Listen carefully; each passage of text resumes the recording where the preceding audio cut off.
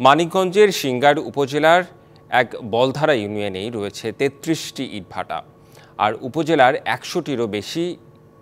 এভাবে ইটভাটা বাড়তে থাকলে কৃষিহীন হয়ে পড়বে এই উপজেলা, নষ্ট হবে ফসলি জমি। এছাড়া বলধারা ইউনিয়নের জৈল্যা গ্রামের নদীটিও মৃতপ্রায়। নিত্যদিনের ভোগান্তির কারণ কাঁচা সড়ক। উপজেলা নির্বাহী কর্মকর্তা জানান, অবৈধ ইটভাটা বন্ধে তাদের অভিযান চলমান। চোখ যতদূর যায় ইরিধান সহ নানা ফসলের সমারোহ মানিকগঞ্জের সিংগাইর উপজেলায়। এসব ফসল জেলার চাহিদা মিটিয়ে রাজধানী সহ দেশের অন্যান্য অঞ্চলেও পাঠানো হয়। তবে এ উপজেলায় একের পর এক ইটভাটা তৈরি হওয়ায় কমে গেছে শস্য উৎপাদন। এখন পরিবেশের কিছু ক্ষতি হয়, যে সমস্ত সরকার আসে তারা এগুলো চিন্তা ভাবনা করে কি করা যায়, কেমনি কি করবে, তাদের ব্যাপার। সিংগাইর উপজেলার বলধারা ইউনিয়নেই বৈধ অবৈধ ৩৩টি ইটভাটা, আর উপজেলায় তো ১০০টিরও বেশি। এ উপজেলায় কিভাবে একের পর এক ইটভাটা অনুমতি পায় প্রশ্ন স্থানীয়দের। এলাকাবাসী ক্যামেরায় কথা বলতে না চাইলেও তাদের অভিযোগ, অর্থের বিনিময়ে অনুমতি পাচ্ছে এসব ইটভাটার মালিকরা। ইটভাটা ৫টা ৭টা ইটভাটা এগুলো কাইটে লয়ে গেছে। আমরা টিউনের কাছে বাধা দেই, ইমুর্দে আমরা বাধা দিই, ইমুর্দা করে কি এরা ফোন করে বন্ধ করে, আবার আমরা আহি আবার রাত করে কাটা আরম্ভ করে। দেখবেন রাস্তার পারে খাল করে করে জমি নিয়ে যায়, এমনকি লিসের জমি পর্যন্ত কাইটা নিয়ে যায়। ওগুলাই বাধা দিল, আমাদের নামে কেস হয়, আমার নিজের নামে কেস হয়েছে।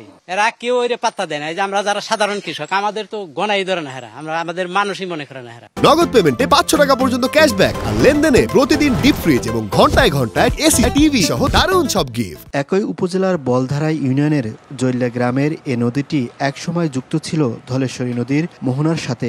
নদীটিতে ছিল প্রাণও, তবে বাঁধ নির্মাণ ও অব্যবস্থাপনায় প্রায় এক যুগের বেশি সময় ধরে পানি প্রবাহ না থাকায় মৃতপ্রায় জৈল্যা খাল। অরিজিনাল একটা নদী ছিল, ধলেশ্বরীর সাথে এই যে নুরুলি নদীর সাথে হলো অ্যাডজাস্ট ছিল। এখানে ইলিশ মাছ পর্যন্ত মারা হয়েছে, কিন্তু কালক্রমে ওই সিংগার ওখানে ব্লক করে দেওয়ার পরে এটা এখন খাল এবং এখানে একটা নর্দমায় পরিণত হয়ে গেছে। উপজেলা নির্বাহী কর্মকর্তা জানান, অবৈধ ইটভাটা বন্ধে তাদের অভিযান চলমান রয়েছে। অভিযোগের সত্যতা পেলে নেওয়া হচ্ছে কার্যকর ব্যবস্থা।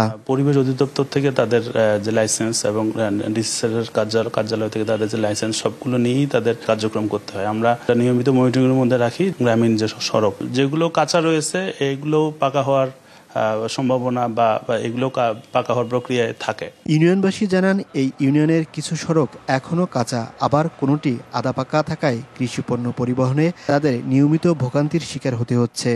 আমাদের ছেলেমেয়েরা স্কুলে কলেজে যাওয়ার জন্য বিরাট দুর্ভোগ, কাঁচা দিয়ে যাইতে হয়, পানি উঁচা করে, প্যান্ট উঁচা করে এই রাস্তাটা যাইতে হয়। এরা এত কষ্ট এত পরিশ্রম করে এই কৃষি আবাদ করে, তাদের এই দুর্ভোগের আমরা একটা সমাধান চাই। Mohaiminul Khan Apu, DBC news, Singair, Manikganj.